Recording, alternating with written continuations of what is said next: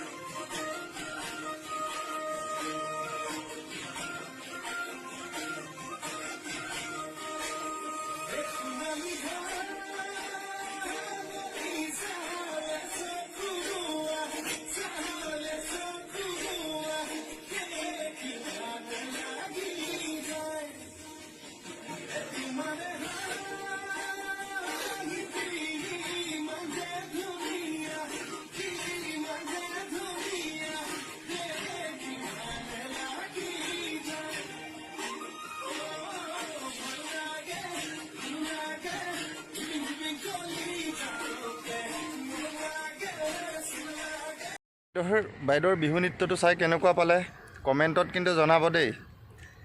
মই কিন্তু বহুত শান্তি পাইছোঁ, অন্তৰৰ পৰা শান্তি পাইছোঁ মই বিহু নৃত্যটো চাই।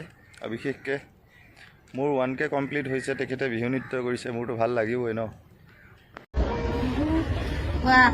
12 বছৰ পিছত হৈছে। প্ৰথমতে IVF কৰিছিলোঁ, IVF মানে 4 নম্বৰ বাৰলৈকে ছাকচেছ নহ'ল। তাৰপিছত 5 নম্বৰ বাৰ কৰাৰ আগত ইয়ালৈ আহিছিলোঁ, শৰাই দিলোঁ বাবাক। তাৰপাছত এয়া হৈছে, দিয়াৰ পিছত 12 বছৰ পিছত সন্তান প্ৰাপ্তি হৈছে। আৰু IVF-ত সেইটো কথা নহয় বাইদেউ, আপুনি ভুলকৈ কৈছে। ভুলকৈ এইটো কাৰণেই কৈছে, আপোনাৰ ট্ৰিটমেণ্টত কিবা খেলি মেলি হৈছিলে, তাৰ কাৰণে হোৱা নাছিলে, শেষত হ'লগৈ। আমিও সুখী হৈছোঁ, আপুনি মাক হৈছে, আমিও সুখী হৈছোঁ। কিন্তু বাবাৰ আশীৰ্বাদত হোৱা নাই। যি কৰিব লগা হৈছে আপুনিয়ে কৰিছে, ঠিক আছে। লাষ্টতো IVF কৰিয়ে হৈছে ন আপোনাৰ, এনেইতো সন্তান নহ'লে, আপুনি IVF-এ কৰিব লগা হৈছে। তেনেহ'লে ক'ত বাবাৰ আশীৰ্বাদ থাকিলে? আপুনিতো টকাটো খেদিবই লগা হ'ল। শৰাই দিলে, আপুনি ছাকচেছ হৈ গ'ল বুলি ভাবি ল'লে, সেইটো আপোনালোকে এটা ভ্ৰম ইয়াত সোমোৱাই লৈছে, সেইটো যে বাবাই দিছে বুলি। বাবাই দিয়া নাই, আপুনি IVF-এ কৰি লৈছে ন। শেষত গৈতো IVF-এ কৰিব লগা হৈছে আপোনাৰ। আৰু কপালত ইয়াত যেতিয়া আহিব, ভগৱানে যেতিয়া দিব তেতিয়াহে। আপুনি 12 বছৰ নহয়, বহুত মানুহ আছে 20 বছৰ 25 বছৰৰ মূৰতো সন্তান হয়। তেওঁলোকে কি বাবাৰ আশীৰ্বাদ লৈহে হৈছে নেকি? ৰং নম্বৰ এইটো, গম পাইছে? এইটো ৰং নম্বৰ বুলি কয়। মানে মাজতে প্ৰব্লেম পাইছিলোঁ, বাবাৰ লগত বৰা এখন দিম বুলি বাবাই আগবাঢ়িছিলোঁ আৰু ফুলৰ মালা দিছিলোঁ।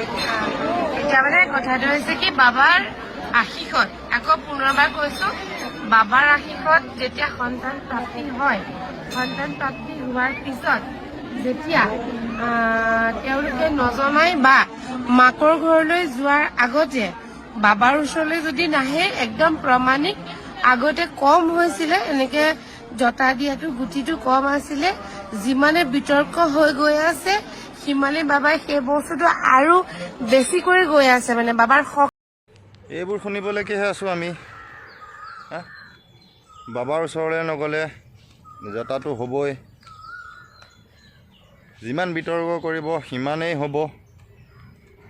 ব্লেকমেইল কিয় কৰে বাইদেউ? মানুহক আপুনি যে কৈ আছে এনেকৈ আমুকটো হ'ব তামুকটো হ'ব, ব্লেকমেইল কিয় কৰি আছে? তে হিমন্ত বিশ্ব শৰ্মা ডাঙৰীয়া ক'ত আছে?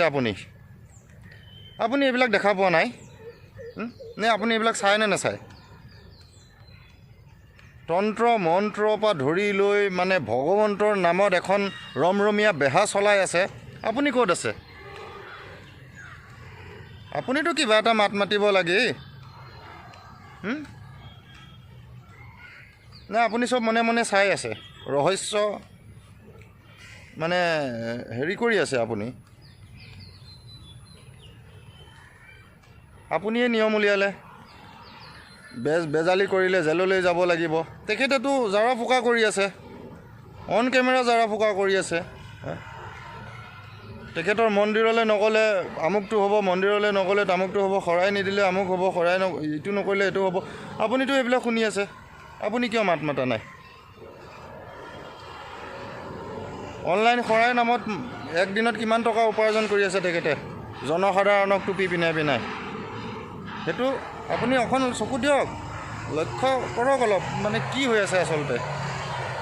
মানুহকচোন ব্লেকমেইল কৰি আছে অন কেমেৰাত, এইবোৰ অলপ চকু দিয়ক আপুনিও।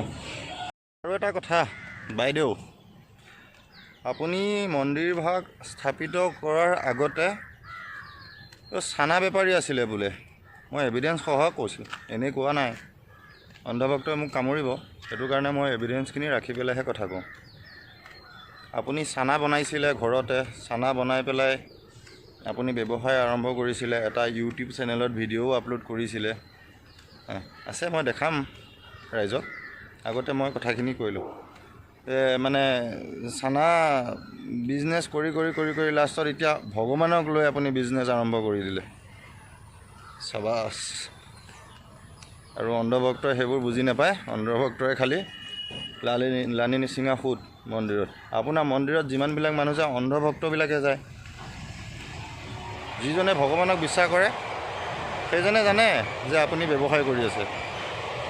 ভগৱানক হাজাৰ নামঘৰ হাজাৰ মন্দিৰলৈ গ'লেও যদি মনটো পবিত্ৰ নহয় কোনেও নাপায়। আৰু পাব, অগ্নিনাভ মন্দিৰলৈ গ'লে পাব, তাত জাগ্ৰত ভগৱান আছে।